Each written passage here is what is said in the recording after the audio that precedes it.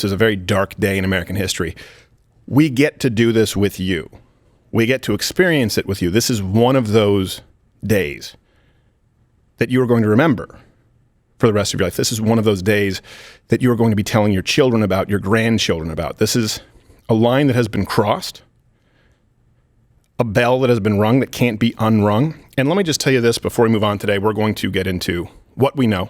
There's a lot of misinformation out there, both sides, largely from the left and mainstream media. We'll get into what the FBI is doing, what the FBI is not doing. But before any of that, last night I thought about doing a video on Instagram, something while this was happening, or going to a live stream in that moment, because we've done that in the past. I was conflicted. And let me explain to you what I mean. You're mad. I'm mad. You're pissed, rightfully so. But you don't want to make decisions at that point. You want to make decisions that are measured and appropriate. And you don't want to interrupt your enemy while they're making a mistake. So that's what I was thinking about. And then I started thinking about, okay, strategy, what does this mean? Obviously, this is going to have some backlash with the midterms.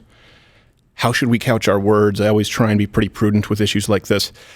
And then I found myself at the crossroads of, if you have children, by the way, they shouldn't be watching the show today. At the crossroads of, I don't care and fuck you. This is so wrong, so tyrannical. There needs to be a hill that you're willing to die on. This is it. Now, I don't mean literally. I'm not calling you to violence, unlike what's being implied on Twitter, Eric Swalwell with a fight like hell, banging Chinese spies. You're mad. Now, we don't need to make our decisions right now. We do need to wait for some information to come out, but the world needs to see that half of this country is pissed. I'm not saying make executive decisions while you're pissed, but we all need to hit the purge button, and the world needs to see you hit the purge button, and we get to hit the purge button with you. So I reserve the right to change my mind on some things that I say today. I reserve the right with new information to maybe change tact. But today is a day that we all have the right to be pissed off, to yell, to scream, to behave not as egregiously as the left. But it's time to fight fire a little bit with fire. And today we're also going to get into, I was really spending all night, and I didn't sleep much, thinking about what is it that I can do? What is it that we can do here, or we can offer you? Quantifiable steps that you can take. And some of those are going to have to be addressed on Mug Club, not on YouTube. Not because it's a call for violence, not because it's a call for a physical civil war, but because I don't know the rule book, and I know that they're on high alert over there at YouTube. We have an inside skinny on that. And before we get to anything else, and we're going to get into the show here today and hopefully have some fun with it as well, because I understand that's a big reason why you tune in, let's just dispel of this idea right on the outset that, oh, this is a Trump appointee to the FBI. Sure. Oh, this is a Trump appointee, the judge. Maybe. We'll get into that. Garland had to sign off on this. So that's what you were saying. That's what they've been saying on CNN all morning, MSNBC, all the mainstream outlets. Look, this is just like the issue we discussed yesterday with the IRS. It's about job security. Do you mean to tell me that every single employee at your company looks out for the best interest of the boss who hired them? It could not be less relevant. It doesn't matter if they were appointed by President Trump. They can also betray people.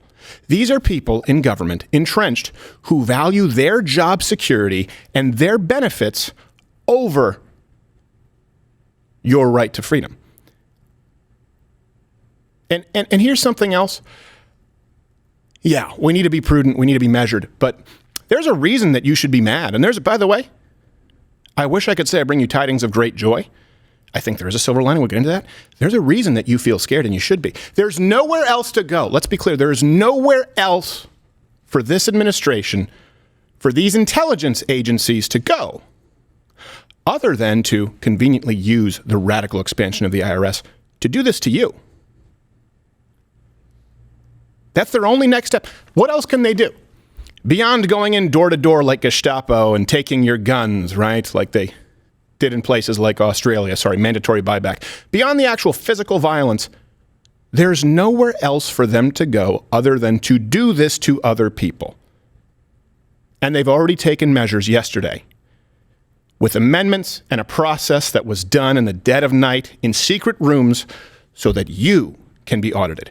You can be prosecuted. Your house can be raided. And by the way, it's happened to a lot of people. Sure, it's happened to James O'Keefe. You may not be familiar with what happened with us and the FBI. We'll get into that. It's okay to be mad. It's okay to be scared.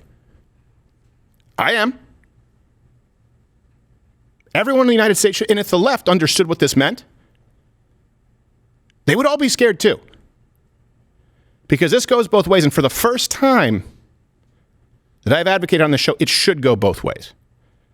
You can't unring that bell. The next president of the United States needs to prosecute everyone.